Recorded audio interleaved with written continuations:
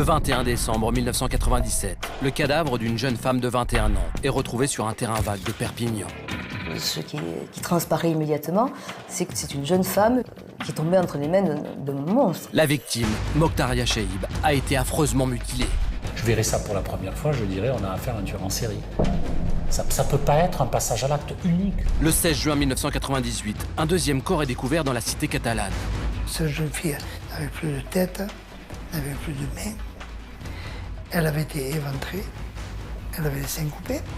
Le spectre d'un tueur en série plane sur l'enquête, car la police judiciaire fait un rapprochement avec une ancienne disparition, celle de Tatiana, en septembre 1995. C'est un affreux cauchemar qui commence à ce moment-là et qui dure depuis 16 ans. Mais qui est cet homme qui prend plaisir à tuer et à mutiler ses victimes? Où se cache-t-il? En février 2001, un nouveau meurtre défraie la chronique. Perpignan est pétrifié. Voilà une quatrième jeune fille qui disparaît. Tout le monde se dit, ça y est, le tueur en série a à nouveau frappé. À ce jour, aucun suspect n'a été confondu. Nos filles ne sont plus là, mais on n'a pas de réponse. On n'a pas de réponse, on ne sait pas ce qui s'est passé, on n'a pas de coupable, on n'a pas de procès. Justice n'a pas été rendue. Retour sur une enquête riche en rebondissements qui, 15 ans après les faits, peut encore aboutir.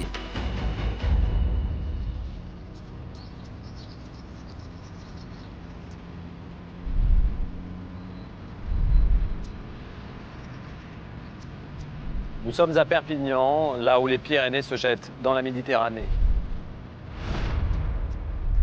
Il y a quelques années, cette ville du Sud a été le théâtre d'une série de meurtres particulièrement sauvages.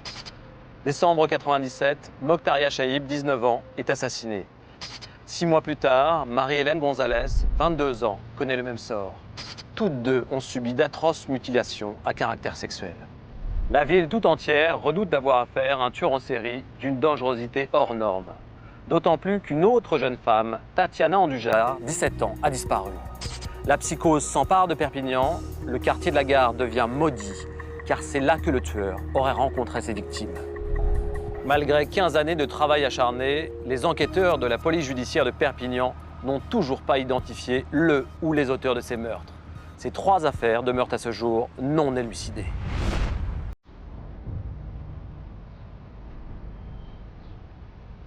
Dimanche 21 décembre 1997. Le jour vient de se lever sur la cité catalane.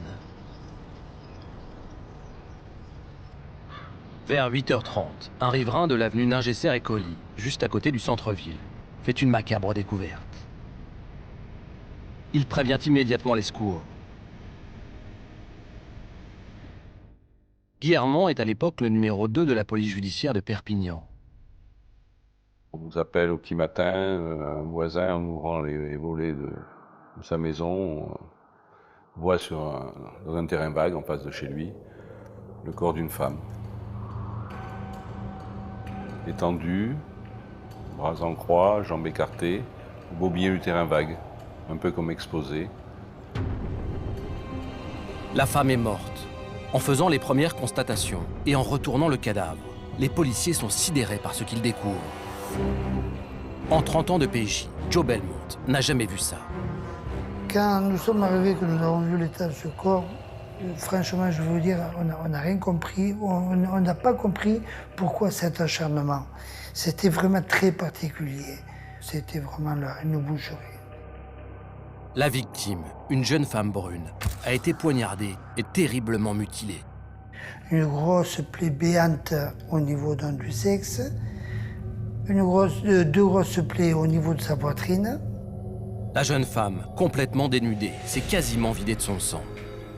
Le médecin légiste présent sur la scène de découverte du corps estime que la mort est intervenue aux alentours de minuit.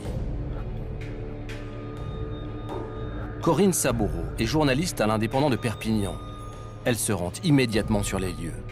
Tout de suite, je sens que c'est une grosse affaire. Au niveau policier, bien sûr, à la tête des policiers qui étaient là, parce que bon, c'est au petit matin comme ça, quand on arrive sur une découverte de ce genre, sur une telle horreur, forcément on est mal et ça se voit sur les traits et sur la physionomie. Le substitut du procureur qui était là, lui aussi également, pareil, il était effaré. Ce qui transparaît immédiatement, c'est que c'est une jeune femme qui est tombée entre les mains d'un monstre. Les policiers se lancent à la recherche d'indices matériels. Ils ratissent le terrain, mais ils ne trouvent rien. Aucune des parties amputées du corps de la victime, aucun vêtement, aucun sac, aucun bijou pouvant lui appartenir. Ce qui surprend le plus les enquêteurs, c'est l'emplacement du terrain vague, à la hauteur du 102 de l'avenue Ningesser-Écoli, à 2 pas du centre-ville. C'est un endroit passant et bordé de maisons, une scène de crime hors du commun pour les hommes de la PJ de Perpignan. En général, une jeune fille qui est enlevée, violée, tuée, on la retrouve dans un sous-bois, vêtements déchirés, semi-enterrés ou dissimulés au moins. Tandis que là, déjà le fait qu'elle soit complètement dénudée, c'était assez particulier. Rarement au cours d'une enquête, on a vu le meurtre d'une femme, d'une jeune fille, où le corps ait été complètement dénudé. Et puis les mutilations. Tout le monde pouvait la voir, elle était comme exposée au milieu de ce terrain vague. Exposée, destinée à être trouvée rapidement.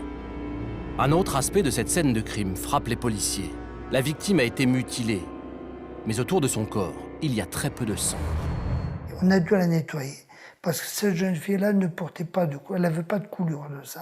Bon, elle avait des traces de couteau également, d'armes blanches, elle avait des traces d'armes blanches au niveau de la poitrine, mais je veux dire que le corps était propre.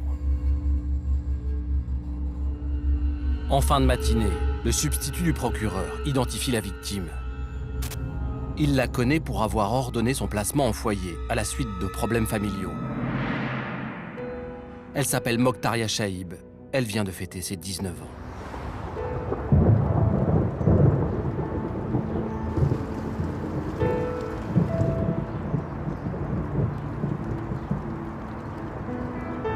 Jean-Marc, vous avez passé plus de 30 ans dans la police judiciaire et donc vous avez souvent annoncé à des parents la mort violente de leur enfant.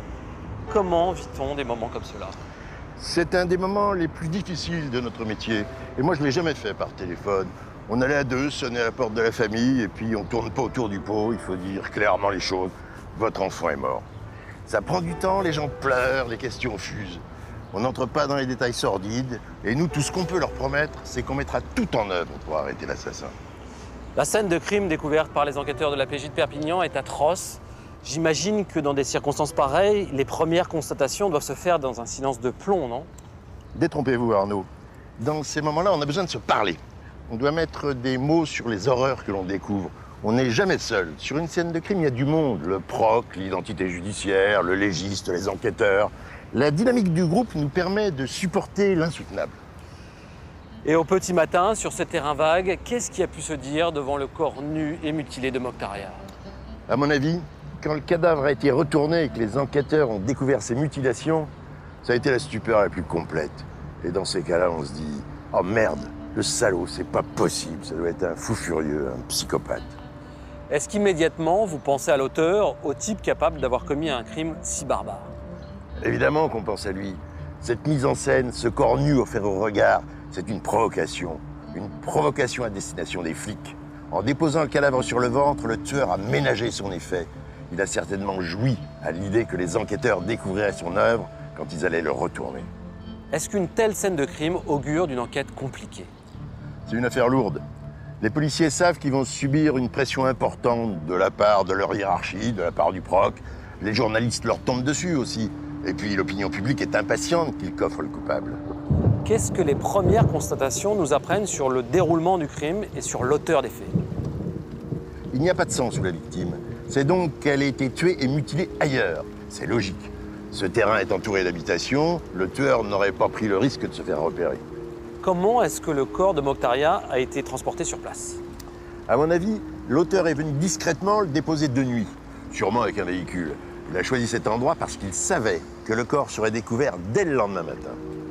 Certaines parties du corps de la victime ont été prélevées, ses seins, ses organes génitaux. Or, ils n'ont pas été retrouvés sur le terrain vague. Qu'en pensez-vous? En général, quand un tueur découpe sa victime, c'est pour se débarrasser plus facilement du cadavre. Là, ça n'a rien à voir avec ça. Le tueur a prélevé des morceaux, pas n'importe quel morceau. Les seins et le sexe, les deux symboles de la féminité. C'est un homme qui découpe pour dire quelque chose. Mais qu'est-ce que le tueur a pu en faire? Les jeter, les garder comme trophée? Rien sur la scène de découverte du corps ne nous permet de répondre à ces questions.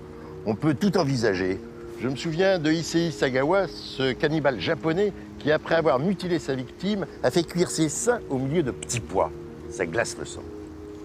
La dépouille de Mokhtaria mutilée, cette mise en scène macabre, est-ce que ça nous renseigne sur le profil du tueur? Le tueur est un homme, c'est quasi certain. Et un homme particulièrement dangereux, un psychopathe. On n'en croise pas souvent dans nos enquêtes. Mais quand il y a de tels actes torturés de barbarie, il faut redouter le pire. C'est-à-dire? Ma conviction, c'est que c'est pas la première fois qu'il tue, et sûrement pas la dernière. Il est donc d'autant plus urgent d'identifier ce criminel. Connaît-il la victime? Fait-il partie de son entourage? Pourquoi l'a-t-il choisi? Les enquêteurs vont rapidement se plonger dans la vie de Mokhtaria, dans l'espoir de trouver une piste qui les mènera à son assassin. Les policiers commencent immédiatement leur enquête et préviennent la famille et les amis de la victime. Véronique Guillem connaissait bien la jeune fille. Elle tenait un restaurant à Collioure, où Mokhtaria avait travaillé tout l'été. Quand j'ai appris la nouvelle, mais c'était quelque chose d'inimaginable. On t'annonce qu'elle est morte, qu'elle a été tuée, qu'on a retrouvé son corps. En plus, quand on te décrit comment on l'a retrouvé, donc tu te dis, mais c'est quoi là? On est dans une série noire, c'est quoi? On n'est pas dans un film policier. Enfin, je sais pas, pour moi, c'était incroyable.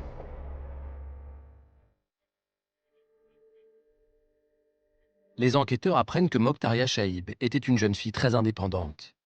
À l'adolescence, elle avait demandé à être placée en foyer pour s'émanciper de sa famille, avec laquelle elle avait des relations compliquées. Immédiatement entendue par la PJ, son père et ses frères sont mis hors de cause. Mokhtaria travaillait pour subvenir à ses besoins. Elle avait fait plusieurs saisons d'été à Collioure en tant que serveuse. Elle s'y était fait tout un groupe d'amis. Étudiante en 2e année de sociologie à l'université de Perpignan, elle était toujours très souriante et avait le contact facile. Je la trouvais forte parce que après sa saison, elle était dans un foyer, les gens lui avaient trouvé ce boulot, donc elle avait fait le boulot là, pendant l'été. Après, elle s'était démenée pour s'inscrire à la fac et surtout se trouver un appartement. Et elle venait d'avoir justement son petit appartement à la CTU. Et elle était très contente et elle démarrait ses cours, quoi. Donc elle fonçait. C'était quelqu'un qui n'avait pas peur, quoi. Les hommes de la PJ doivent reconstituer l'emploi du temps de Mokhtaria. Où et avec qui était-elle dans la soirée du 20 décembre 1997? Le but était de savoir qui elle fréquentait, ce qu'elle avait fait la veille, puisque le corps était tout frais, donc elle avait été assassinée dans la nuit. Et nous avons pu savoir qu'elle était la veille. Elle avait passé la soirée chez un copain qui habitait juste à côté de la gare de Perpignan, qui s'appelait Brice. Vers 22h30, Mokhtaria quitte l'appartement de Brice. Elle est fatiguée et explique à son amie qu'elle va rentrer directement se coucher à la CTU. Comme à son habitude, Mokhtaria part à pied. Les policiers tentent de retracer son parcours, pas à pas. Brice traverse des 4 Casals, une toute petite rue piétonne du quartier de la Gare. Mokhtaria a dû l'emprunter avant de déboucher dans l'avenue Charles de Gaulle, celle qui remonte vers la gare de Perpignan.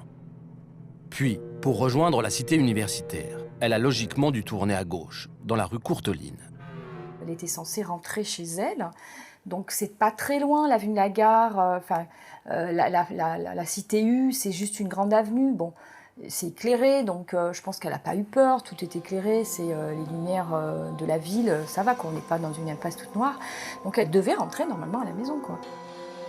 Pour les policiers, c'est pendant ce trajet de 30 minutes que l'étudiante a croisé son ou ses agresseurs.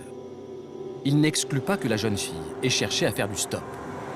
Si elle a fait du stop, elle s'est dit ça craint pas, tout est éclairé, pourquoi avoir peur, quoi. Donc oui, c'est une possibilité qu'elle n'ait pas eu peur de faire du stop. Et voilà, quoi, c'est vrai que c'est toujours comment ça s'est passé, qu'est-ce qui s'est passé, est-ce qu'elle a reconnu quelqu'un, on ne sait pas, on peut se poser toutes les questions. Seule certitude, le corps de Mokhtaria a été découvert sur ce même trajet, en face du 102 avenue Ningesser-Écoli, à 10 minutes à peine de sa chambre de la Cité U. Les enquêteurs se lancent à la recherche de témoignages.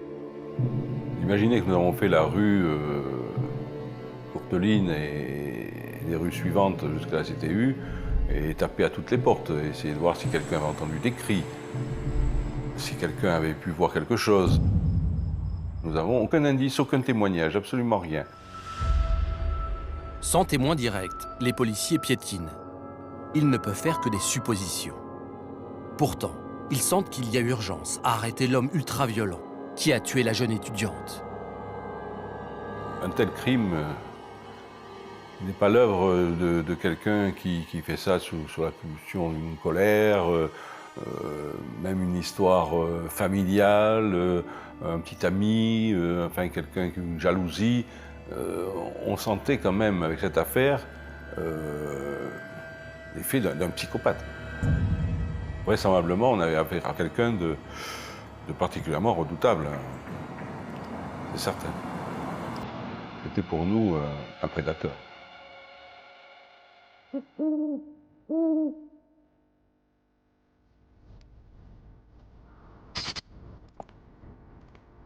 L'enquête montre que la dernière personne à avoir vu Mokhtaria vivante, c'est son ami Brice, chez qui elle a passé la soirée. Est-il le premier suspect? Forcément. Mais en ce qui concerne Brice, toutes les vérifications, les interrogatoires n'ont rien donné. Il est mis hors de cause. Les policiers ont ensuite élargi leurs recherches à tout l'entourage de la victime, toujours sans résultat. Ils ont retrouvé tous ses copains, ont entendu les membres de sa famille, ses connaissances. Ils ont brassé tout le monde. Ça n'a rien donné. Mokhtaria n'avait pas d'ennemis, pas de relation amoureuse qui aurait pu causer sa perte. Il faut envisager qu'elle ait fait une mauvaise rencontre. Les enquêteurs vont également chercher à déterminer où et à quelle heure Mokhtaria a pu croiser son assassin. Pour se mettre dans ses pas, nous avons le témoignage de Brice. Il nous apprend que Mokhtaria est parti de chez lui vers 22h30 et a décidé de rentrer à la cité universitaire à pied. Une grosse demi-heure de marche. Les deux lieux sont distants d'à peu près 3 km. On est en hiver, il fait nuit, il fait froid. Est-ce qu'elle n'a pas pu faire du stop? À ce jour, aucun témoignage n'a permis de le savoir. Aucune personne ne s'est manifestée pour dire qu'elle avait vu la victime marchant ou montant dans un véhicule cette nuit-là.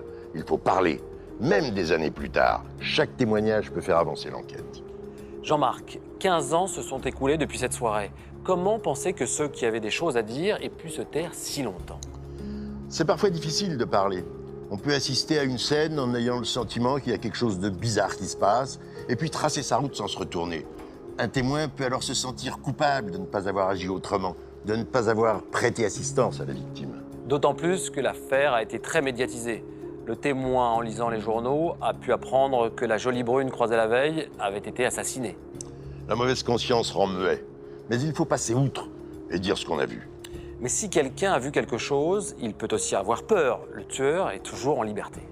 C'est vrai, mais le témoin peut aussi avoir peur de la police. Il peut avoir des choses à se reprocher, ne pas être blanc-bleu, quelques séjours en garde à vue, un casier judiciaire, des activités illégales. Ça ne pousse pas à franchir les portes d'un commissariat, et pourtant, il faut le faire. Manifestement, Mokhtaria et son meurtrier ne se connaissaient pas. Alors pourquoi a-t-elle été visée? Quelque chose a déclenché une pulsion chez l'auteur et provoqué le passage à l'acte. Il a trouvé en elle l'incarnation du fantasme qu'il nourrissait, le corps dont il voulait disposer.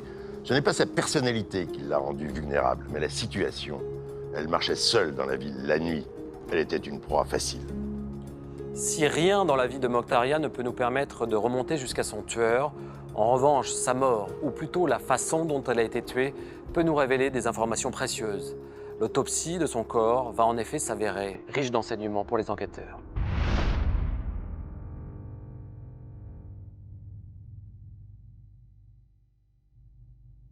Avec l'autopsie de Mokhtaria Chaïb, les policiers de Perpignan vont prendre toute la mesure du calvaire subi par la jeune femme.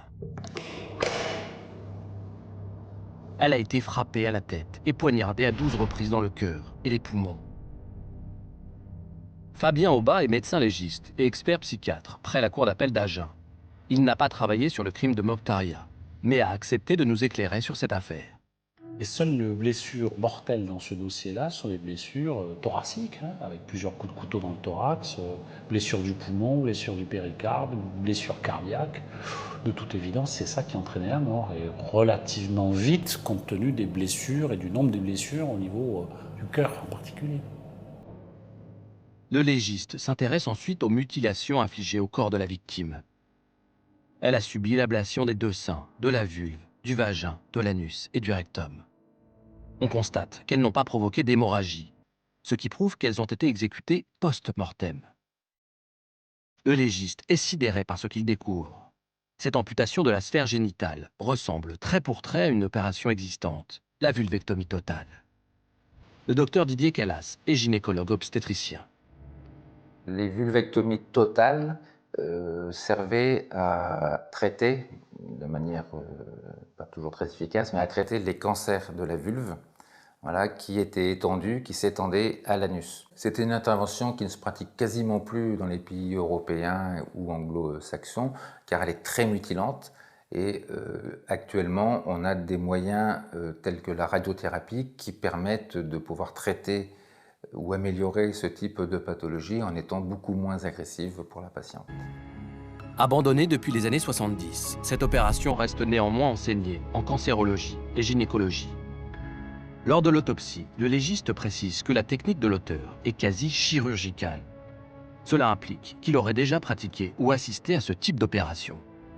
C'est exceptionnel avec cette minutie-là, et c'est encore plus exceptionnel lorsque ça porte sur des zones génitales ou ayant un caractère génital ou sexué.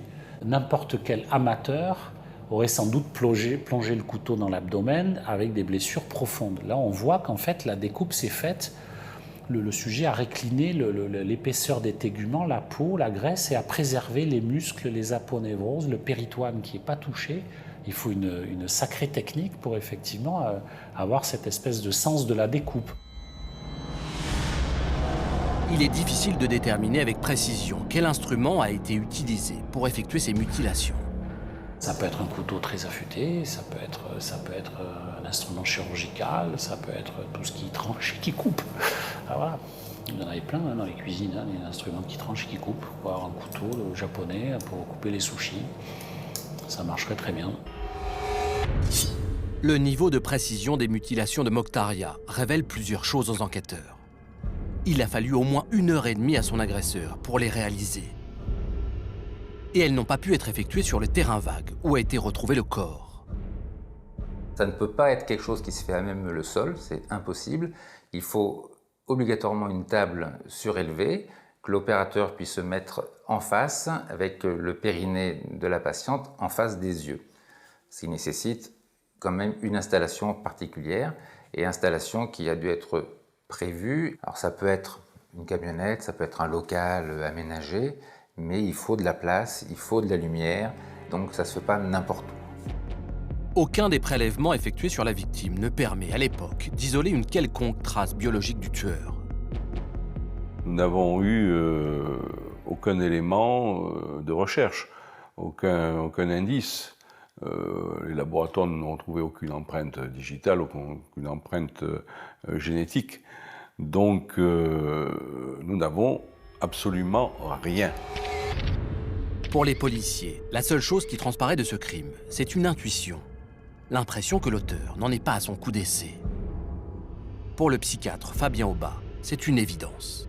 Je verrais ça pour la première fois, je dirais on a affaire à un tueur en série. Ça ne peut pas être un passage à l'acte unique, cette affaire-là. Trop de choses s'y jouent dans la fantasmatique de l'auteur. Vous voyez bien, c'est pas un crime utilitaire, cette affaire-là. Selon les experts, déposer à la vue de tous une victime entièrement nue est caractéristique de quelqu'un qui fantasme et qui a ritualisé son crime. Le vêtement, ça humanise. Vous enlevez le vêtement, vous participez déjà à la fois à avilir et à déshumaniser, désubjectiver le sujet, c'est-à-dire vous le renvoyez à la crudité charnelle, mais dévitalisée, c'est de la chair dévitalisée. La chair, elle peut être palpitante, source de désir, et elle peut être dévitalisée. Chez le tueur en série, il faut que la chair soit vidée de tout désir, de tout attrait possible, de la viande de boucherie.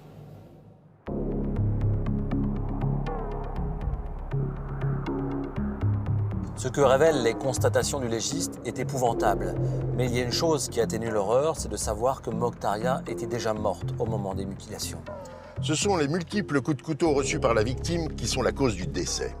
L'action criminelle se décompose en 2 temps. 1. Le meurtre à l'arme blanche. 2.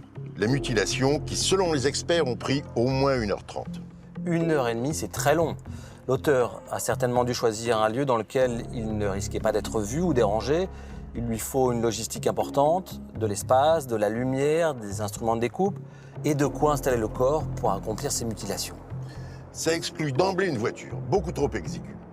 Un utilitaire, type fourgon sans vitre, me paraît beaucoup plus envisageable. Dans un 9 mètres cubes, par exemple, l'auteur peut aménager l'arrière en mini-salle d'opération et y installer de puissantes lampes sur batterie. Ça voudrait dire alors que le tueur est un chasseur qui sillonne la ville à bord de son utilitaire aménagé en chambre des horreurs. Et une fois qu'il a trouvé une victime, il passe à l'arrière pour accomplir son œuvre. Vous croyez vraiment que ça s'est passé comme ça? Pourquoi pas? C'est techniquement possible, mais c'est pas l'hypothèse que je privilégie. Dans un véhicule en stationnement, on n'est jamais à l'abri d'un contrôle de routine, d'un passant curieux. Vous excluez la voiture, vous êtes dubitatif sur l'utilisation d'un utilitaire. À quel scénario pensez-vous? Je pense qu'il faut envisager 3 lieux. Un pour l'homicide, un pour la découpe, et le 3e, là où a été déposé le corps. Les mutilations, pour être d'une précision chirurgicale, ont été réalisées dans un appartement ou une maison, un local clos. Un lieu choisi par le tueur où il ne risquait pas d'être dérangé. Il a la maîtrise totale sur la réalisation de son acte criminel. Pensez-vous que le tueur a transporté sa victime loin du lieu de son enlèvement? Le lieu de découverte du corps de Mokhtaria est sur le chemin qu'elle empruntait habituellement pour rentrer à la cité U. C'est sur ce parcours qu'elle aurait été enlevée. Le tueur ne s'est certainement pas beaucoup éloigné pour accomplir les sévices. Il est dans ce que les experts appellent une zone de confort. Il est à l'aise, il connaît bien les lieux. Pensez-vous qu'il habite dans ce quartier? Soit il y réside, soit il y travaille, ou bien il s'y rend régulièrement. Ce qui est sûr, c'est que c'est un homme d'une dangerosité extrême qui a été jusqu'au bout de son délire criminel. Il a accompli son œuvre telle qu'il l'avait fantasmée. Tout était prémédité. Quand on constate la dextérité avec laquelle les mutilations ont été pratiquées sur le corps de la victime, on imagine qu'elles sont l'œuvre d'un chirurgien ou d'un médecin, en tout cas d'un professionnel ayant une excellente connaissance de l'anatomie.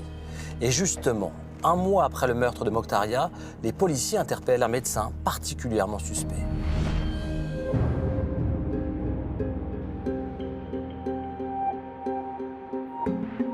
Pendant près d'1 mois, tous les fichiers des délinquants sexuels de la région sont passés au crible.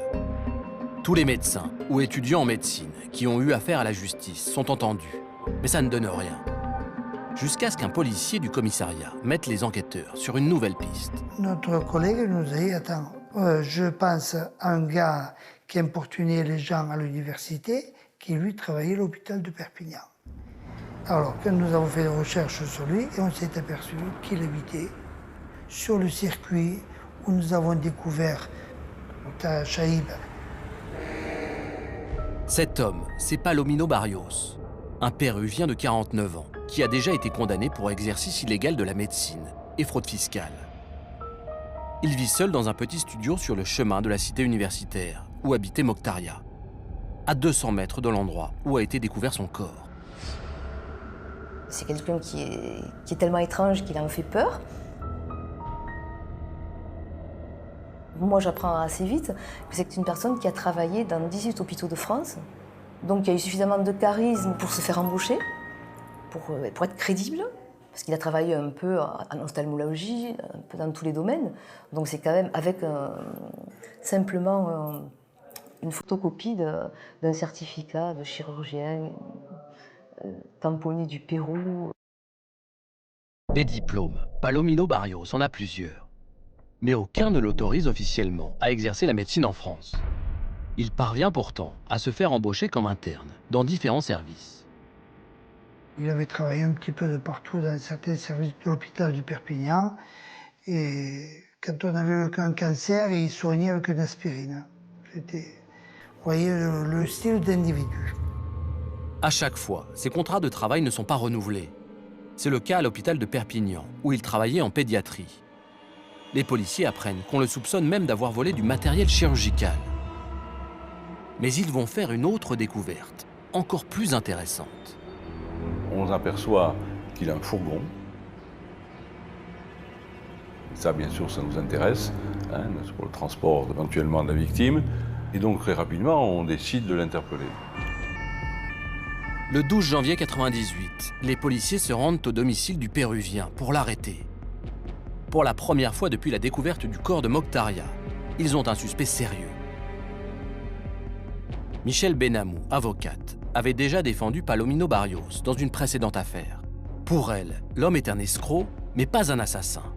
J'ai été extrêmement étonnée qu'on pense à lui et que l'on ait cette idée que nous avions affaire à l'ennemi public numéro 1. Moi, j'ai toujours cette image de cet homme qui est traqué et je vois un homme seul et une escouade de policiers autour de lui. Et cet homme me suppliant et me disant « Mais maître, je n'ai rien fait. Je n'ai rien fait. » À la PJ, l'homme nie toute implication dans le meurtre de Mokhtaria. Il dit qu'il était en Espagne au moment du crime. Les policiers commencent la perquisition de son petit appartement et sont sidérés par ce qu'ils trouvent. Chez lui, c'était un dépotoir. C'était pire, c'était vraiment le dépotoir avec un grand D. Jamais j'ai vu un appartement pareil, un gars qui pouvait vivre dans une telle saleté. C'est un collectionneur de déchets, d'ordures. Il a un trousseau de 200 clés. Les policiers n'arriveront jamais à déterminer à quoi ces clés correspondent, il y en a trop. En découvrant son cadre de vie, les enquêteurs sont de plus en plus convaincus d'avoir mis la main sur le tueur de Mokhtaria Chaïb. On saisit tous les objets qui auraient pu servir, comme les couteaux, enfin, tout ce que nous avons pu trouver, des scalpels. Au milieu des piles d'objets et d'ordures, la police scientifique relève de très nombreuses taches de sang. Les policiers s'intéressent ensuite à la camionnette de Palomino Barrios, garée au pied de son immeuble. Quand nous sommes allés le voir, le fourgon était nickel. Il brillait. Les gens nous ont dit mais oui, mais le jour où vous avez retrouvé le corps, bon, le fourgon, il ruisselait encore d'eau. Il avait été nettoyé à fond par Palomino. Connaissant l'individu, c'était impossible que ce gars-là, en plus le jour de la découverte du corps, c'était impossible que ce gars-là nettoie un fourgon qui ne l'avait jamais nettoyé, jamais le vidé. Un fourgon fraîchement lavé, un faux médecin, des traces de sang. Pour les hommes de la PJ, l'étau se resserre autour du suspect. Disons que dans notre esprit, Palomino était un psychopathe idéal. Il habitait sur le trajet possible de Mokhtaria, donc c'est important. Et le fait aussi qu'il puisse manipuler des instruments chirurgicaux et qu'il connaisse bien l'anatomie quand même. C'est un homme solitaire, d'après ses voisins. Enfin, c'est un homme vraiment particulier. Et il était, je vous dis, c'est un suspect idéal. Hein. L'alibi du Péruvien est vite démonté par les policiers qui découvrent que l'homme n'était pas en Espagne, mais bien à Perpignan, le jour du meurtre. Palomino Barrios est mis en examen et immédiatement écroué pour assassinat, torture et actes de barbarie. Dans la cité catalane, tout le monde souffle. Le monstre qui a tué et mutilé Mokhtaria est enfin sous les verrous. Quand ils l'ont arrêté, pour moi, c'était justice va être faite et on a trouvé l'assassin, on a trouvé la personne. Et voilà, quoi. Pour moi, c'était plausible, il y avait tout qui collait, quoi. Sans témoin ni aveu, tout repose sur les preuves matérielles. Mais lorsque les analyses des scellés prélevés chez Barrios reviennent du laboratoire, c'est la surprise générale. Aucune trace de Mokhtaria n'a été retrouvée dans l'appartement ou le fourgon du Péruvien. Le sang prélevé un peu partout était en fait du sang de poulet. Aucune preuve matérielle ne vient confondre Palomino Barrios. C'est un sentiment diffus. Tout le monde, à ce moment-là, dans l'enquête, a le sentiment qu'il y est pour quelque chose, mais impossible de... Il n'y a pas de preuve. Les moyens qui ont été mis en œuvre ont été considérables. Je veux dire que s'il y avait eu un élément, une pièce, un début d'indice, il est évident qu'il aurait été exploré parce que l'examen a été extrêmement minutieux. Mais on n'a rien trouvé.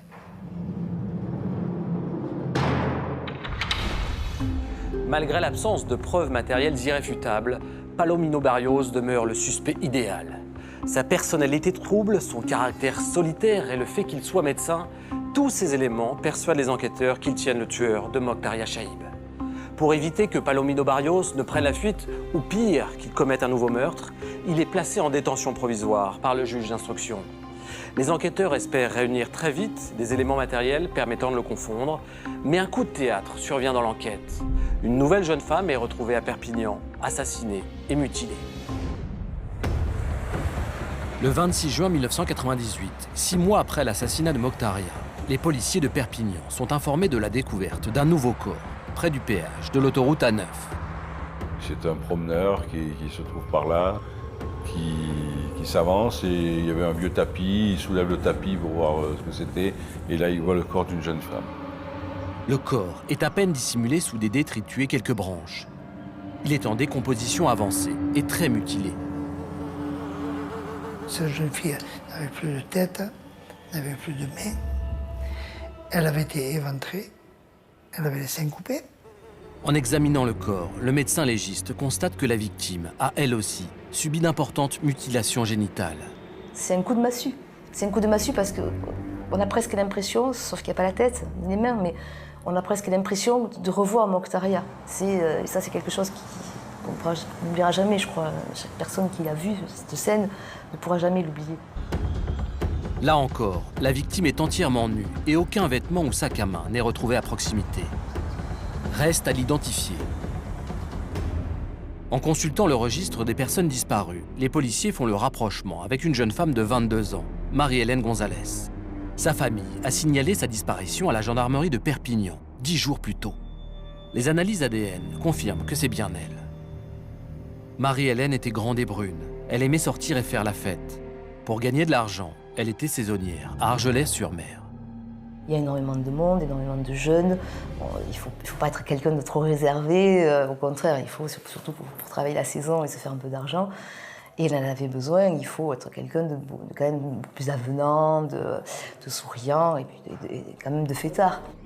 Le jour de sa disparition, la jeune fille devait rentrer en train chez ses parents. Maître Nicolo est l'avocat de la famille de Marie-Hélène. Le jour de sa disparition, elle quitte Argelès-sur-Mer. Elle doit prendre le train à la gare d'Argelès-sur-Mer. Théoriquement, elle doit prendre le train pour arriver jusqu'à Perpignan. Et à Perpignan, elle doit faire de l'autostop pour rejoindre la ville de Toulouse, à 5 ou 6 km de là, et rejoindre sa famille. Elle n'arrive pas au domicile familial. Sa mère, immédiatement, prévient les gendarmes, et puis on s'aperçoit qu'effectivement, elle est introuvable. Les policiers établissent que Marie-Hélène est sortie de la gare de Perpignan vers 20h. Elle a ensuite tourné rue Courteline pour descendre jusqu'au Café Figuière, à l'angle avec la route de Tuire. C'est-à-dire exactement le même trajet que celui emprunté par Mokhtar Chaïb. Marie-Hélène avait prévu de faire du stop. A-t-elle croisé une connaissance? A-t-elle été embarquée de force dans une voiture? Comme pour Mokhtar, les hommes de la PJ cherchent des témoignages dans le quartier de la gare. Ils entendent tous les riverains. Un témoin nous le dit à ce moment-là. Oui, j'ai vu cette jeune fille même monter dans un véhicule. On s'en sert, on recherche, en fait, le témoin se trompait de jour. Enfin, on se retrouvait, si vous voulez, face à une enquête où il n'y avait aucun témoignage et aucun élément matériel. Absolument rien.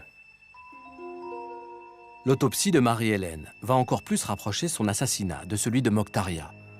Après 10 jours passés dehors, son cadavre est trop dégradé pour déterminer les causes et la date de sa mort. Le légiste dénombre de très nombreuses mutilations post-mortem. Elle a été décapitée. Ses 2 mains ont été tranchées. Elle a été éventrée. Ses seins sont sectionnés. Elle a aussi subi une ablation génitale, une vulvectomie totale, comme Mokhtar. Pour le docteur Oba, il s'agit forcément du même auteur. Ces mutilations sont une signature. La signature, elle est là, parce que là, à ce moment-là, on parle de signature. La signature, c'est tout ce qui est atteinte au corps de la victime sans que ça n'ait d'intérêt pour la mettre à mort, en quelque sorte. C'est ça. Tout ce qui est superflu. Mutiler les seins, ça, c'est du superflu. C'est ça, la signature. Stéphane Bourgoin étudie le mode de fonctionnement des tueurs en série. Il a suivi les affaires de Perpignan depuis le début. Pour lui, ce mode opératoire est inédit. Cette découpe anale et génitale est quelque chose de totalement unique puisqu'on ne retrouve pas d'autres cas en France au XXe siècle. Le fait d'emporter aussi les vêtements et les bijoux des victimes, ça rapproche totalement ces deux affaires. Ce sont des trophées qui ont été emportés par le tueur en série. Il va garder chez lui ou dans une cachette ses vêtements et ses bijoux. Et dans les périodes de temps où il ne va pas tuer, il va les ressortir de temps en temps, les manipuler et connaître une certaine forme d'excitation sexuelle en manipulant ces objets ayant appartenu à sa victime. Lors de l'autopsie de Marie-Hélène, le médecin légiste précise cependant que la technique des découpes est plus grossière, moins chirurgicale que pour Mokhtaria.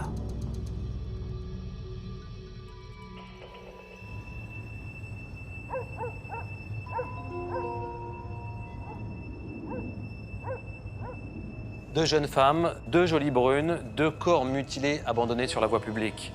Est-ce qu'on peut affirmer qu'il s'agit du même tueur? Je ne crois pas qu'il soit possible qu'il y ait deux fous furieux dans la même zone à la même époque. Il y a trop de points communs entre ces deux meurtres. La mutilation à caractère sexuel sont les mêmes. Et pour ce qui concerne Marie-Hélène, ces mutilations ont été effectuées d'une manière moins habile, moins chirurgicale. Et en plus, elle a les mains et la tête tranchées. Il est impossible de parfaitement reproduire le même crime. Le tueur avait peut-être moins de temps, il était peut-être plus fébrile au moment du passage à l'acte. Le fait de couper la tête et les mains est une nouvelle donne de son scénario criminel. Il pousse la réalisation de son fantasme un peu plus loin que la fois précédente. Les mains et la tête ont été retrouvées dans un sac poubelle 6 mois après la découverte du corps de Marie-Hélène. Selon vous, pourquoi s'en est-il débarrassé? Ce qui a surtout du sens, c'est qu'il a gardé le reste, les organes génitaux et les seins. À mon avis, la tête et les mains ne l'intéressaient pas plus que ça, ou alors c'était dans l'idée de retarder l'identification du corps. Pensez-vous qu'il peut s'agir d'un copieur, un copycat, comme disent les spécialistes des tueurs en série? Pour pouvoir copier, il faut en savoir long sur les détails du crime. En l'occurrence, les précisions anatomiques des mutilations de Mokhtaria ne sont pas sorties dans la presse. Le copycat ne pouvait pas connaître l'étendue des ablations subies par Mokhtaria. C'est forcément le même homme qui a commis les deux meurtres. C'est aussi ce que pensent les enquêteurs. Du coup, Palomino Barrios, suspecté du meurtre de la première jeune femme, est libéré. Mais est-ce qu'on ne peut pas imaginer que c'est lui qui a tué Mokhtaria et qu'il a demandé à un complice de tuer Marie-Hélène de la même manière? Oh là, je vois vraiment pas quel lien pourrait unir deux hommes dans un pacte aussi diabolique. Ça me paraît impensable. Pour moi, je le répète, il n'y a qu'un tueur. Du coup, pour les hommes de la PJ de Perpignan, la libération de Palomino Barrios signifie le retour au point de départ. Ils doivent identifier le tueur, un homme qui maîtrise l'art de la découpe. Et ça ne s'improvise pas. Les professions envisagées, chirurgien ou médecin, permettent d'acquérir ces compétences. Mais attention, il ne faut pas restreindre la liste des suspects potentiels à des personnes exerçant ces métiers. Vous pensez vraiment que n'importe qui peut acquérir de telles connaissances anatomiques et parvenir à cette précision du geste? Un homme mu par des pulsions criminelles perverses peut se donner les moyens d'apprendre. Il a pu se former dans des livres, grâce à des vidéos, ou même se faire la main sur des animaux. Mais comment les policiers peuvent-ils relancer leur enquête? Quand on n'a rien, vraiment que dalle, on cherche à faire des rapprochements avec d'autres affaires, dans l'espoir d'y trouver un indice, un fil qui nous mènera à l'auteur de tous les crimes. Et dans les annales de la PJ de Perpignan, une affaire de disparition va tout particulièrement retenir l'attention des enquêteurs.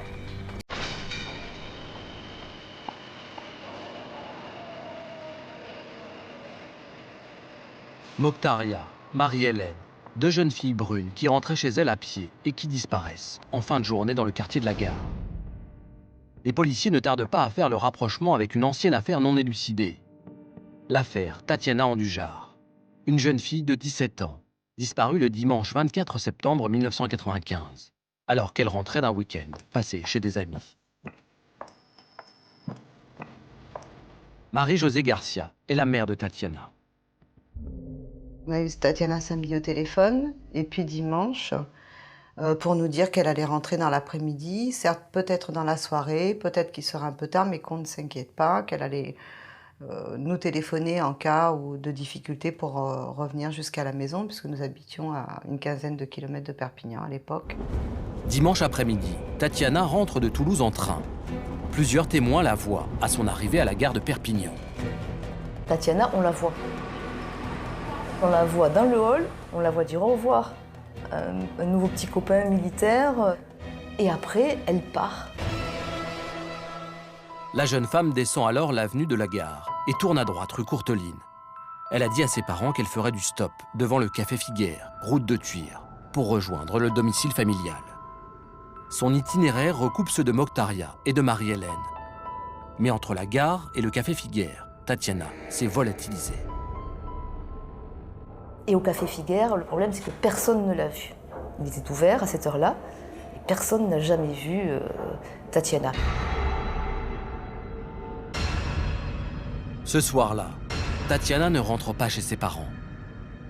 Là, je savais que c'était grave. Je savais que c'était très grave à ce moment-là parce que Tatiana ne serait pas partie sans nous dire quelque chose. Tatiana ne serait pas partie comme ça, elle n'aurait pas fugué. Tatiana, c'était pas une jeune fille qui fuguait. Tatiana était sincère et je savais que c'était grave. Les parents de la jeune fille préviennent la gendarmerie. Les gendarmes se rendent compte aussi que la disparition est inquiétante. Donc, avis de recherche, une battue a été organisée aussi entre la gare de Perpignan et notre domicile de l'époque pour voir si on ne retrouvait pas un corps. Et voilà, l'enquête est déclenchée. Les juges, vous ne savez pas ce qui vous arrive. C'est un affreux cauchemar qui commence à ce moment-là et qui dure depuis 16 ans. Après un an de recherche, le juge d'instruction rend une ordonnance de non-lieu. L'enquête est close. Pour lui, Tatiana a fugué. Elle finira par réapparaître. Mais quand le dossier est ressorti 2 ans plus tard, après les meurtres de Mokhtaria et de Marie-Hélène, les policiers de la PJ ne croient plus du tout à l'hypothèse de la fugue. Elle était à Toulouse. Si elle avait voulu fuguer, elle restait à Toulouse. C'était inutile de reprendre le train et revenir sur Perpignan. Ensuite, elle allait avoir 18 ans dans quelques mois. Donc, bon, elle était majeure dans quelques mois. Et puis, les gens qui l'ont quittée à la gare disaient tous qu'elle avait une attitude tout à fait normale, une jeune fille qui rentre chez elle. Pas d'une jeune fille qui s'en va pour fuguer. Donc, ça nous avait perturbés. Donc sa disparition était quand même plus qu'inquiétante. Dans l'affaire de la disparition de Tatiana, une nouvelle information pour enlèvement et séquestration est ouverte. Les dossiers d'instruction de Marie-Hélène, Mokhtaria et Tatiana sont joints. J'aurais tellement préféré que l'enquête de Tatiana reste ouverte, sans qu'il y ait d'autres victimes.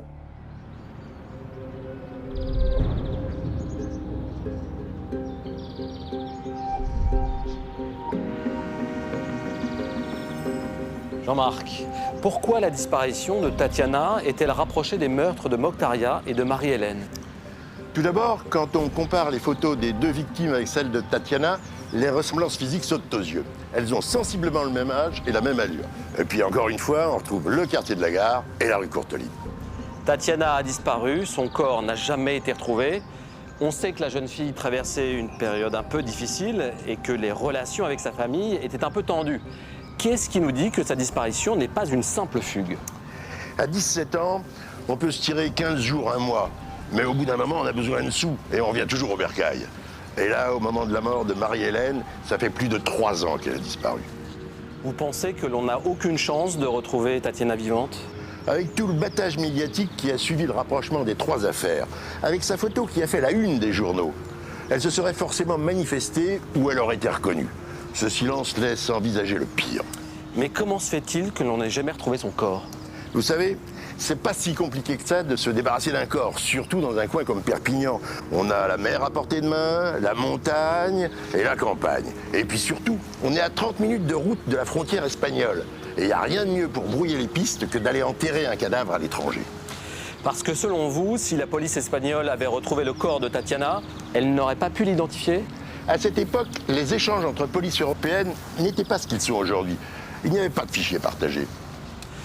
2 effroyables meurtres de jeunes femmes, peut-être 3. La peur envahit Perpignan, le spectre d'un tueur en série hante la ville.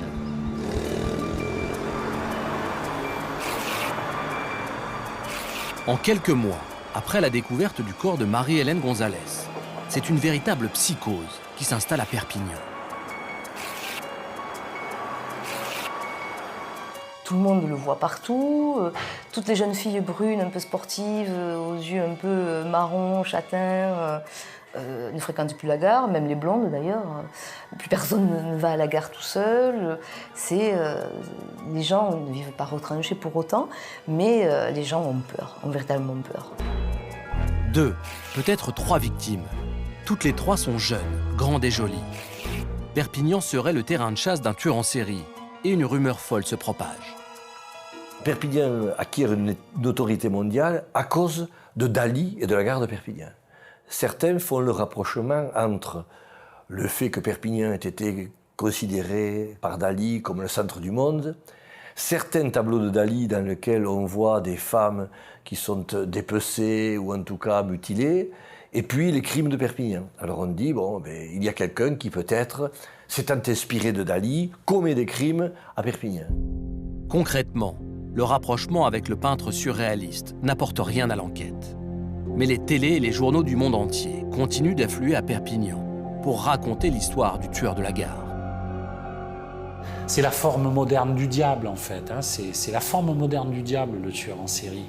Donc il s'expose comme tel. Regardez, moi je peux faire des choses que vous ne faites pas. Et on sait que le diable ricane toujours, hein, parce qu'il prend du plaisir à ce qu'il fait. Un terrible sentiment d'impuissance s'abat sur la PJ. On avait toujours cette peur au ventre qu'une nouvelle victime nous arrive. Vous savez, quand tous les matins, vous avez la mère de Marie-Hélène qui vous attend au bureau pour vous demander si vous avez quelque chose de nouveau, ça vous met naturellement une pression. Dans cette course contre le tueur en série, les policiers ne négligent rien. Toutes les pistes sont exploitées. Les policiers cherchent dans l'entourage des victimes, cherchent dans les familles des victimes, cherchent dans les gens qui habitent à proximité de la gare. Il y a même de véritables descentes de police qui amènent à l'interpellation de détraqués sexuels. Ils font des opérations coups de poing à la gare, ils y passent des nuits, ils contrôlent des milliers d'automobilistes, de riverains. Ils interpellent plusieurs suspects, il y a des interrogatoires de 48 heures qui sont menés, qui ne débouchent sur rien. Tous les recoupements possibles avec des affaires où les victimes ont été mutilées sont faits à travers l'Europe. Je peux dire que vraiment, nous avons fait un maximum. S'il fallait aller en Suisse, nous sommes allés en Suisse. Il fallait aller en Italie, nous sommes allés en Italie. Ce qui angoisse le plus les enquêteurs, c'est quand est-ce qu'il va refrapper? Où et quand?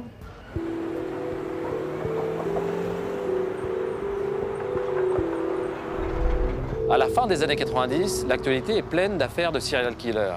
Guy Georges, le tueur de l'Est parisien, Francis Holm, le routard du crime, Patrice Allègre, le tueur toulousain. Et donc à Perpignan, on est persuadé d'abriter un nouveau tueur en série. Pendant longtemps, on a dit chez nous, il n'y a pas de tueur en série. On pensait que c'était un truc d'Américain. C'était bien vite oublié, Landru et le docteur Petiot. Tatiana, Mokhtaria, Marie-Hélène, 3 victimes. Est-ce qu'il vous paraît justifié d'évoquer un tueur en série à Perpignan? Effectivement, un tueur réitérant est considéré comme tueur en série à partir de 3 victimes. Si on accepte que Tatiana est à inscrire à son palmarès, alors oui, on aurait affaire à un tueur en série. Le corps de Tatiana n'a jamais été retrouvé, alors que dans les 2 autres crimes, les corps étaient mis en scène par provocation. Cette différence ne vous paraît-elle pas contredire l'idée d'un tueur unique dans ces 3 affaires? Les experts sont unanimes. Pour parvenir à un tel niveau de perfection dans l'acte criminel et dans les mutilations, c'est forcément que Mokhtaria n'est pas la première victime. Le tueur s'est fait la main avant. Mokhtaria serait son chef-d'œuvre et Tatiana serait un brouillon qu'il aurait préféré cacher. Jean-Marc, vous parlez de chef-d'œuvre alors qu'il s'agit de crimes abjects. Peut-on penser que le tueur est fier de ce qu'il a réalisé? J'ai enquêté dans les années 80 sur une série de 19 meurtres de vieilles dames à Paris. L'auteur, Thierry Paulin, a été arrêté et j'ai eu à l'interroger. Ce qui m'a terrifié, c'est qu'il parlait de ses crimes avec indifférence, voire plaisir et fierté. Il n'avait pas le sentiment de s'être attaqué à des êtres humains, mais à des choses dont il pouvait disposer. Comment se fait-il que les enquêtes soient si longues dans les affaires de crimes en série? Parce qu'en général, il n'existe aucun lien entre le tueur en série et ses victimes. Elles sont choisies au hasard, juste parce qu'elles correspondent au fantasme du tueur. Guy Georges raconte ça très clairement. Il s'asseyait à la terrasse d'un café, regardait les filles passer et d'un seul coup avait un flash. C'était la bonne à ses yeux et il passait à l'action. Mais dans leur vie quotidienne, on imagine que ces prédateurs ont du mal à cacher leur perversion criminelle. Est-il possible que rien dans leur attitude ne les trahisse auprès de leur entourage? C'est toujours très compliqué de dénoncer un proche ou de comprendre qu'il est dans une telle entreprise criminelle. En plus, ces tueurs peuvent continuer à fonctionner complètement normalement, aller travailler, voir leurs proches, passer du temps avec leur famille. En l'absence de témoignages, les enquêteurs vont se concentrer sur l'élément qui caractérise les crimes de Perpignan, les mutilations corporelles. Ils élargissent leur champ d'investigation à toute la France pour vérifier si leur découpeur n'a pas sévi ailleurs. Et à Lyon, un crime sanglant les intéresse tout particulièrement. Les faits remontent au 25 mai 2000. Ils se sont déroulés rue Ney, dans un quartier bourgeois de la ville de Lyon. Esteban Reg, un Espagnol de 46 ans, est surpris en pleine nuit par un voisin de palier dans la cage d'escalier de son immeuble. Il est en train de nettoyer d'énormes traces de sang. Maître Cipriani, son avocate, se souvient de son arrestation. Esteban Reg va être interpellé, toujours la serpillière à la main, ou quasiment. Les policiers vont faire une funeste découverte, puisque dans les poubelles, ils découvriront des sacs poubelles, l'un de ces sacs poubelles contenant une tête humaine. Dans d'autres sacs poubelles, les policiers trouvent un morceau de bras, une jambe et un tronc. Ils trouveront par la suite dans l'appartement, puisqu'ils vont perquisitionner, les parties génitales d'un homme. Esteban Reg reconnaît les faits. Il vient d'égorger l'homme qui l'hébergeait. Il l'a ensuite émasculé et découpé en morceaux. Pour expliquer son geste, il raconte que son ami lui avait fait des avances et que ça l'a rendu foudrage. Des mutilations sexuelles, un corps découpé. Pour les hommes de la PJ de Perpignan, Reg est un suspect intéressant. Ils enquêtent sur lui et entendent sa femme. Ils apprennent que l'Espagnol habitait à Perpignan avant de s'installer à Lyon. On sait qu'il est chez nous de décembre 97 jusqu'à septembre 98, c'est-à-dire deux mois après la découverte du corps de Marie-Hélène González. Donc, ce qui fait que nous avons 2 personnes qui sont mortes dans le département, et lui était présent à cette époque-là. Les policiers découvrent que Reg travaillait dans une carrosserie à Argelès-sur-Mer, la petite ville où travaillait Marie-Hélène quand elle a été tuée. Ils apprennent aussi que l'Espagnol a fait des petits boulots de manutention dans le quartier de la gare de Perpignan. C'est un gars qui fréquente le Café Figueres, qui est tout le temps à la gare de Perpignan, durant 7-8 mois qu'il est en France. Il prend tout le temps le train. Donc il est tout le temps dans les gares. Laure Moissé est journaliste à l'Indépendant. Elle a enquêté en Espagne sur les traces de ce nouveau suspect. Là, on découvre un personnage complètement dingue, enfin, qui est très inquiétant, très troublant. Et sa femme nous témoigne aussi qu'il a un couteau tout le temps sur lui, qu'une nuit, il est rentré dans la maison avec une chèvre qu'il a découpée dans la cuisine, comme ça, en pleine nuit, sur le sol de la cuisine. C'est quelqu'un qui manie le couteau, qui le dit. Voilà. Et qui est violent, extrêmement violent. À Perpignan, le responsable d'un centre d'accueil où il a vécu plusieurs mois se souvient bien de lui. Ce religieux, en fait, qui est responsable du foyer où était accueilli Esteban Reg, nous dit, à la fois très attachant, mais troublant. Il y avait quelque chose qui n'allait pas chez Esteban Reg. Il y a quelque chose qui n'allait pas. Il y avait une fêlure. Il y avait quelque chose qui n'était pas réglé, notamment dans son rapport avec les femmes. Les enquêteurs décident d'aller entendre Esteban Reg, incarcéré à Lyon. Il panique parce qu'il se dit innocent de ce qu'on peut l'accuser en ce qui concerne cette affaire de Perpignan. Il me le dit, je n'ai rien à voir avec cette affaire, il me le dit fermement. Il se dit étranger à cette affaire-là. Les hommes de la PJ de Perpignan débutent leur interrogatoire. Il fait pas peur. On n'a pas devant nous un ogre. On n'a pas devant nous un gars avec une milieu patibulaire. Mais au fil de l'audition, Reg se transforme. On dirait le docteur Jekyll et Hyde parce qu'il était tout à fait normal pendant des heures et des heures. Il raconte tout ce qu'il a fait à Perpignan et tout.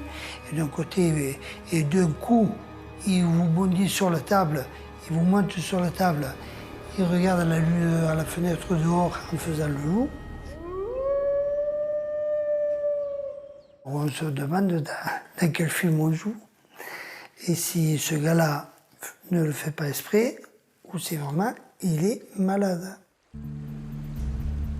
Esteban Reg nie toute implication dans les meurtres de Mokhtaria et de Marie-Hélène et dans la disparition de Tatiana.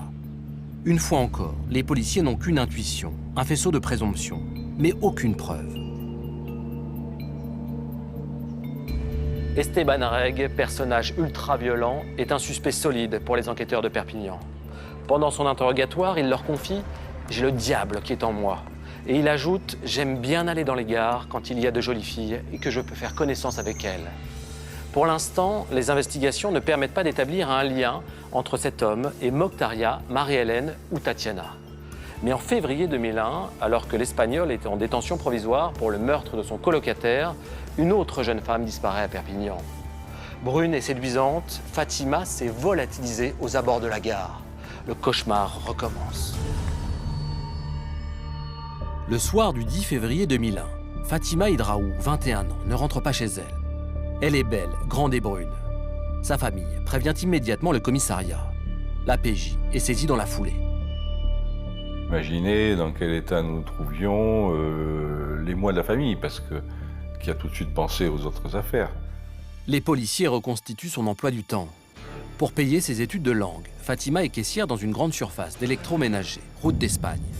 Le 10 février, elle a quitté le magasin à 20h pour rentrer directement chez ses parents. C'est le soir, elle sort de son lieu de travail, qui est à côté de la cité universitaire où logeait Mokhtaria. Elle sort de son travail et tout naturellement pour rentrer chez elle à pied, elle emprunte le même axe. Elle passe devant l'endroit où avait été trouvé Mokhtaria et elle disparaît. Pour rejoindre la cité ensoleillée où habite sa famille, Fatima remonte l'avenue Ningesser-Écoli. Plusieurs témoins la voient marcher. Elle doit ensuite tourner à gauche, avenue Julien Panchaud. Un trajet d'une vingtaine de minutes sur lequel elle se volatilise. À Perpignan, cette nouvelle disparition fait la une de tous les journaux. Tout le monde se retrouve un peu groggy, parce que c'est quand même, si on compte Tatiana, c'est quand même la 4e maintenant. Perpignan est pétrifié. Voilà une 4e jeune fille qui disparaît. Tout le monde se dit, ça y est, le tueur en série a à nouveau frappé. Une fois encore, comme pour Mokhtaria, comme pour Marie-Hélène, comme pour Tatiana, personne n'a rien remarqué de particulier.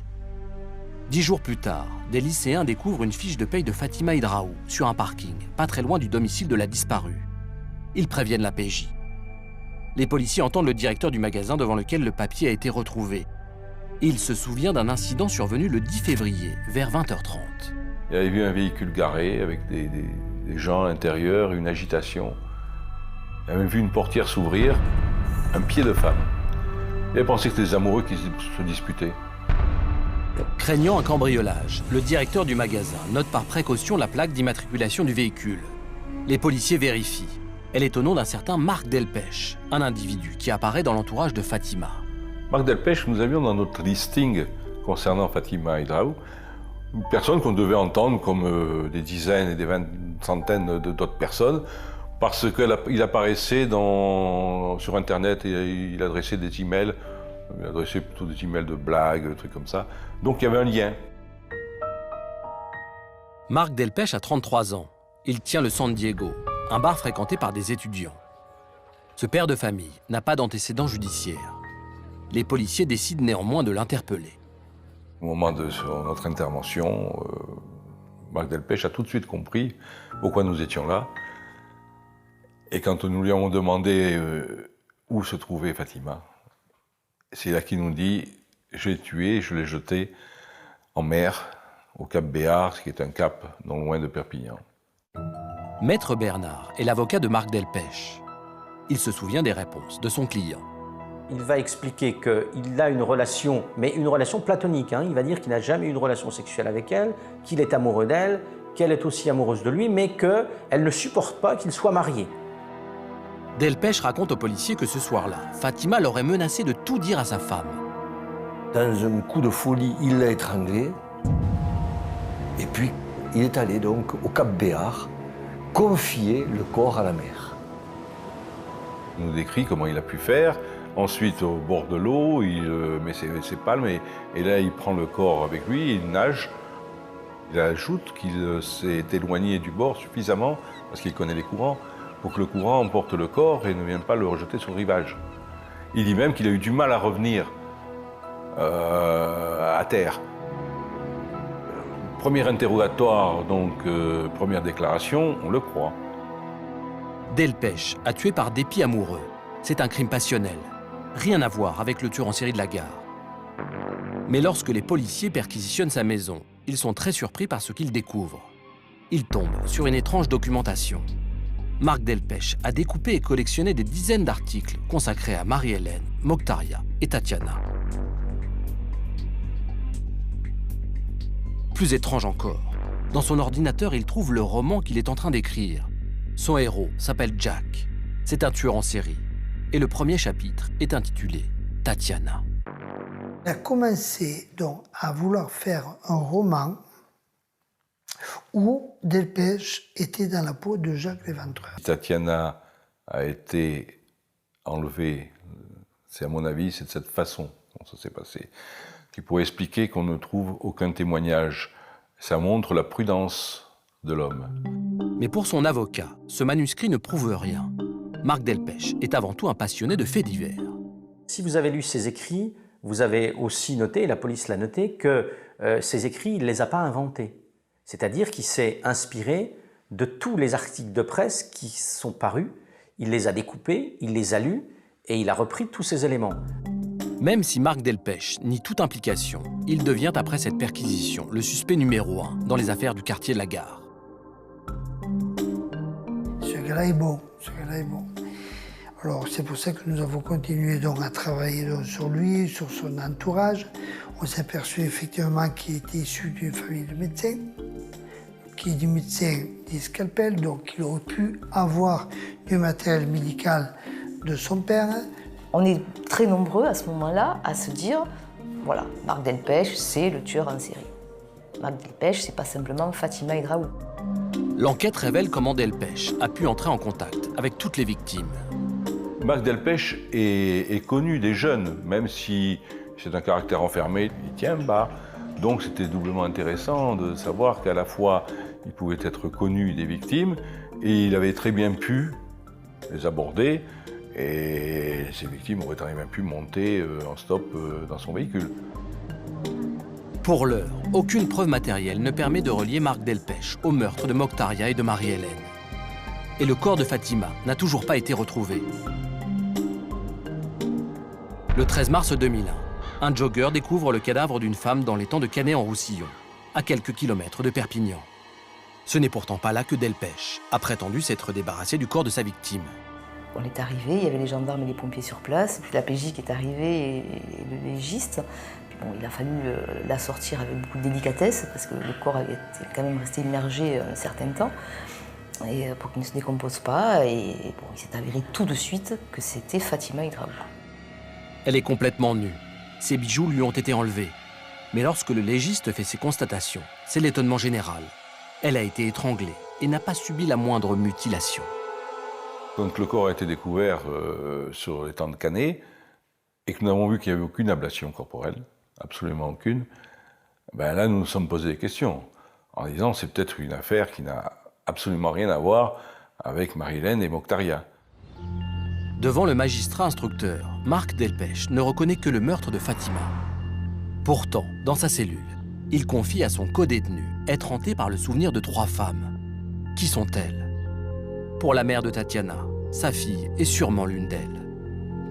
Tout à fait par hasard, un jour, en faisant du rangement à la maison et en rangeant les affaires à Tatiana, on découvre une affiche du San Diego.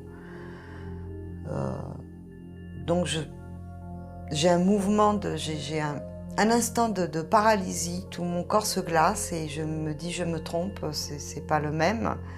Je demande au père à Tatiana, donc comment s'appelle le café où travaille Marc Delpech. Il me dit le San Diego, pourquoi? Et là, je suis paralysée. Pour la première fois depuis tant d'années, je me dis, Tatiana, Marc Delpech, voilà, leurs chemins se sont croisés, il a tué Fatima, il a fait disparaître Tatiana aussi. Je pense qu'il a croisé le chemin de ma fille, je pense que c'est ma fille qui l'a jetée au Cap Béar.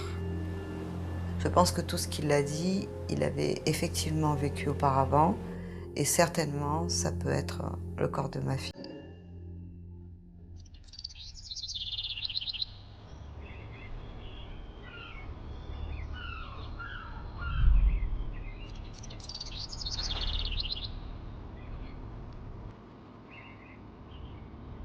Nous sommes au bord des étangs de Canet-en-Roussillon, à proximité du lieu où a été découvert le corps de Fatima.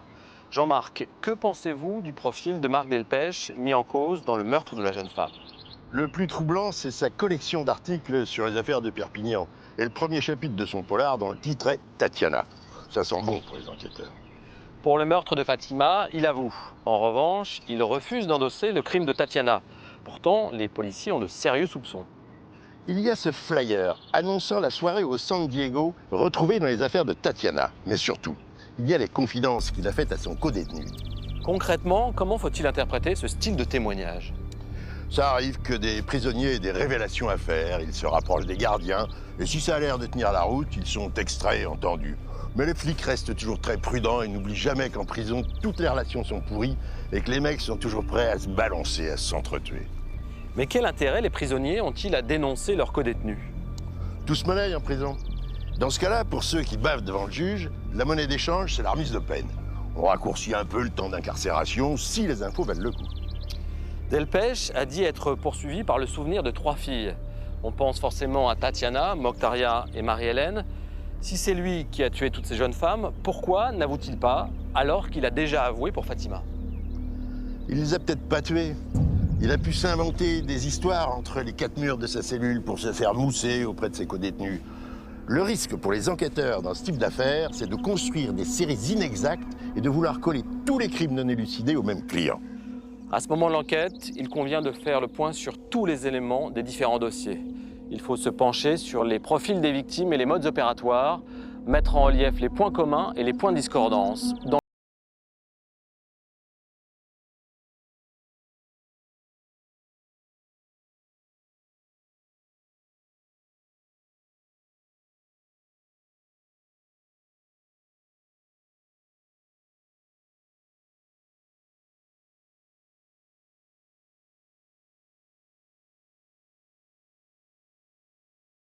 C'est assez caractéristique.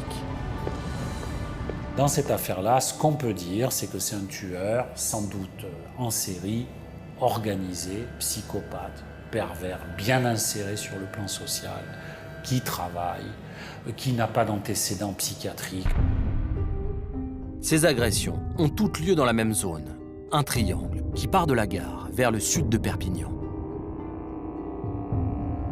Son terrain de chasse, c'est son espace privilégié d'exercice, parce qu'il y a ses repères, et puis peut-être qu'il a envie de montrer que c'est son espace à lui, qu'il le maîtrise, qu'il le possède pleinement et qu'il agira quand il voudra et quand bon lui semblera. On peut penser que c'est quelqu'un qui connaît fort bien les lieux, qui les fréquente habituellement, donc qui a peut-être été un client fréquent des différents bistrots situés sur le rond-point de la gare ou dans l'avenue qui descend vers le centre-ville. Sur son terrain de chasse, le tueur est en confiance. Il est à l'aise pour appâter ses victimes. C'est quelqu'un qui forcément est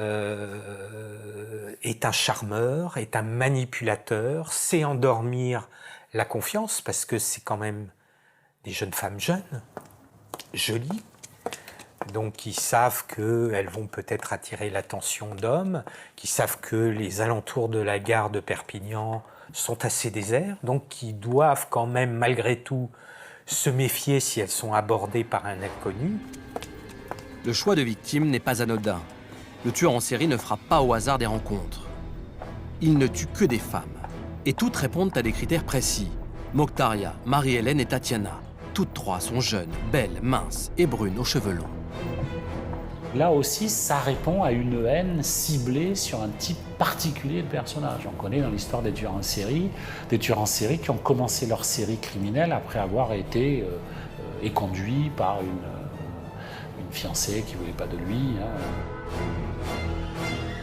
On a là une espèce de vision presque transparente de ce qui habite la problématique imaginaire du tueur en série, c'est-à-dire toutes des putes. Les femmes sont toutes des putes et elles méritent d'être punies là où elles ont péché. Et ce qui est effrayant chez la pute, c'est sa liberté dans son désir sexuel et dans la potentialité à mettre son corps en mouvement pour exercer son activité sexuelle. C'est ça qui menace le tueur en série. Donc il va neutraliser tout ça. Les mises en scène macabres sur les scènes de découverte des corps sont aussi riches d'enseignements.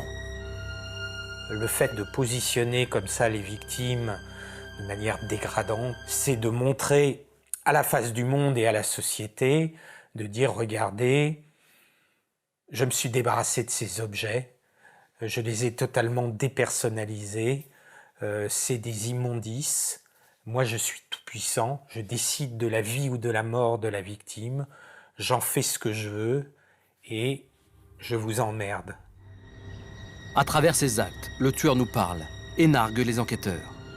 Mais il est très difficile de le confondre, car il peut ne présenter aucun signe extérieur de psychopathie.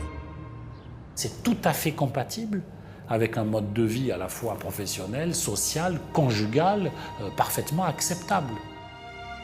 Il peut ressembler à monsieur tout le monde, mais c'est probablement le cas.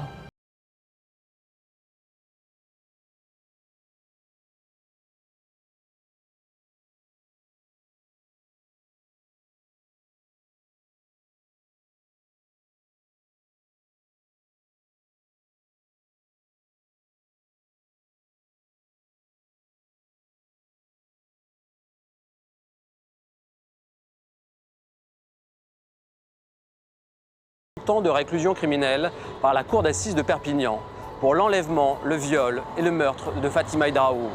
La peine est confirmée en appel le 1er juillet 2005. À ce jour, il n'a jamais été poursuivi pour les autres meurtres de Perpignan, dont il est toujours présumé innocent. Mais dans cette enquête en cours, une carte reste à jouer. La PJ fonde tous ses espoirs sur un scellé qui va peut-être finir par parler. En 2009, la juge d'instruction en charge des dossiers de Mokhtaria, Marie-Hélène et Tatiana, décide de recentrer l'enquête sur les éléments matériels. À ses yeux, le seul moyen d'aboutir est de trouver une ou des preuves concrètes. Elle décide donc de faire réexaminer tous les scellés. La clé est dans les scellés. Elle est forcément là. Elle est là dans ces cartons, dans ces scellés. Le ou les tueurs n'ont pas pu commettre des crimes parfaits. Dans ces scellés, il y a des prélèvements effectués sur les corps de Mokhtaria et Marie-Hélène. Il y a aussi des objets saisis à proximité de leurs cadavres. En 1998, lors des premières expertises, aucun ADN, aucune empreinte n'ont pu être retrouvés. Mais depuis, la science a fait des progrès faramineux. Avant, il fallait 1000 cellules pour pouvoir extraire un ADN. Aujourd'hui, il en faut 100 fois moins. Le professeur Philippe de Mazancourt est généticien et expert près la cour d'appel de Versailles. Il nous explique les progrès de la science en matière de génétique. 5 à 10 cellules suffisent aujourd'hui pour établir une empreinte génétique. Pour donner un ordre de grandeur, la quantité de matériel biologique qui était nécessaire dans les années 1997 pour réaliser une empreinte génétique, c'est une gouttelette de la taille d'une bille de stylo à billes, par exemple. Et donc, les techniques ont maintenant évolué pour nous permettre de travailler sur des tâches à peine visibles. Et rapidement, l'invisible parle. Dans les scellés de Mokhtaria, un des prélèvements qui n'avait rien donné en 1998 livre un ADN. Nous avons eu de la chance parce qu'effectivement, sur un des scellés, c'est-à-dire il s'agissait d'un prélèvement buccal de Mokhtaria Chaïb, sur un coton-tige, nous retrouvons du sperme. Ce scellé-là a été détérioré. Il est assez ancien, il a été détérioré. Donc nous avons un ADN partiel. Un ADN partiel, c'est-à-dire seulement une partie du code génétique. La caractérisation des empreintes génétiques sur un ADN ancien, fragmenté ou parcellaire va nous donner des indications qui sont l'équivalent d'un fragment d'un ticket de loto ou d'un fragment d'une étiquette code-barre avec des chiffres manquants, mais qui permet malgré tout d'exclure un candidat ou au contraire de continuer à considérer que sa participation est possible compte tenu du fait que les quelques chiffres dont on dispose sont communs entre une trace biologique et la personne considérée. Cette partie d'ADN, pour l'instant, elle ne permet pas d'être formelle sur des hypothèses, mais elle permettrait a priori d'écarter Delpech, Marc Delpech pour Mokhtaria. Déjà. L'espoir naît aussi de certains scellés qui n'ont jusqu'à présent pas été analysés. Dans les affaires de Marie-Hélène Gonzalez, autre scellé important, il y avait un caleçon d'homme. Sur ce caleçon d'homme, des traces de sang. Le sang est analysé. L'expertise démontre que c'est le sang de Marie-Hélène Gonzalez. Mais à l'époque, aucune autre recherche n'est faite sur ce short. Pourtant, ce caleçon masculin, il doit forcément comporter des traces de son propriétaire. Ce caleçon, comme d'autres scellés, sont à l'heure actuelle en cours d'analyse, dans l'espoir d'isoler de nouveaux ADN ou de compléter l'ADN masculin partiel, retrouvé dans la bouche de Mokhtaria. Après 13 ans d'enquête, tout le monde espère que la science finira par apporter la solution. Les techniques évolueront et on saura. Donc on saura qui est l'auteur, qu'il soit vivant ou qu'il soit mort, qu'il s'appellerait Esteban, qu'il soit Delpech, qu'il soit Palomino ou qu'il soit un autre.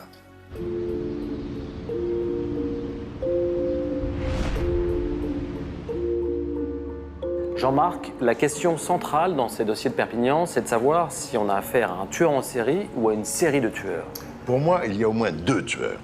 Un de ces tueurs, c'est Marc Delpech, l'assassin de Fatima. L'ADN retrouvé dans la bouche de Mokhtaria n'est pas celui de Delpech. Je le considère comme mis hors de cause pour ce crime. Et donc aussi pour celui de Marie-Hélène, parce que je suis persuadé que les 2 jeunes femmes ont été tuées par le même homme. Je résume, Delpech est l'assassin de Fatima, Mokhtaria et Marie-Hélène ont été tués par un second homme encore non identifié. Et pour Tatiana, qu'est-ce que vous en pensez? Pour Tatiana, ça reste plus flou. Des éléments certes un peu fragiles relient Delpech à la jeune femme, mais à ce jour, il n'est pas mis en cause, dont acte.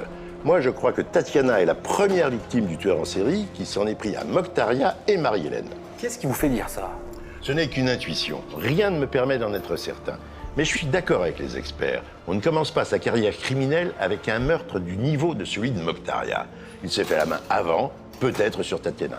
Pour vous, la série s'arrête après la mort de Marie-Hélène en juin 1998. Pourquoi plus rien depuis? Le tueur est mort, il est en prison, il est parti vivre loin, il est malade, ou bien, autre possibilité, il est toujours là, en liberté. Il s'est juste arrêté de tuer momentanément. Dans ces affaires, nous avons évoqué plusieurs suspects. Est-ce que le tueur en série est parmi eux? Commençons avec Palomino Barrios, le médecin péruvien. Il était en prison lors du crime de Marie-Hélène et du coup, celle innocente à mes yeux. Et que pensez-vous du suspect Esteban Reg, le découpeur de Lyon? Lui, il est mort. Ça pourrait expliquer pourquoi la série a pris fin subitement. Mais j'y crois pas beaucoup. Pour moi, Reg fait de la découpe utilitaire pour se débarrasser du cadavre de son colocataire, alors qu'à Perpignan, le découpeur réalise un fantasme. Pour en avoir le cœur net, il faudrait comparer son ADN avec celui qui a été retrouvé dans la bouche de Mokhtaria.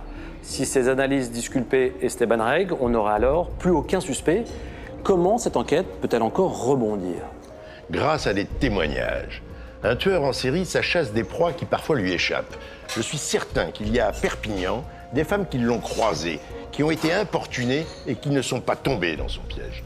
Vous pensez que des femmes passant dans le quartier de la Gare ou sur l'axe de la rue Courteline à la fin des années 90 peuvent encore fournir des informations utiles à l'enquête? Oui, parce que même des années plus tard, une femme se souvient des moments où elle s'est sentie en danger, où elle a eu vraiment peur. Elle a pu fixer dans sa mémoire des détails très importants, comme un trait de visage, un tatouage, un piercing, une tenue vestimentaire, un type de véhicule, un accent. Il faut qu'elle parle. De leur côté, les proches des victimes n'ont jamais cessé de croire que l'assassin de leur fille, ami ou sœur, serait un jour traduit devant la justice. Ils fondent tous leurs espoirs dans le travail des enquêteurs qui n'ont jamais baissé les bras.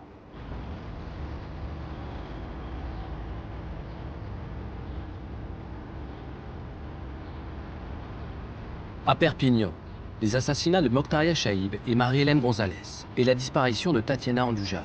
hantent toujours la ville. Jour après jour, leurs proches, dont la vie a basculé avec le drame, ressassent les mêmes questions. Nos filles ne sont plus là, mais on n'a pas de réponse. On n'a pas de réponse, on ne sait pas ce qui s'est passé, on n'a pas de coupable, on n'a pas de procès. Justice n'a pas été rendue. Si un jour on arrive à voir qui est cette personne, donc à trouver un coupable, ce que je voudrais lui poser comme question, c'est savoir, enfin je suis très curieuse, c'est toujours comment ça s'est passé. J'espère qu'elle n'a pas souffert, voilà. Enfin, je voudrais pas qu'elle ait souffert, voilà, qu'elle soit partie, mais sans s'en rendre compte.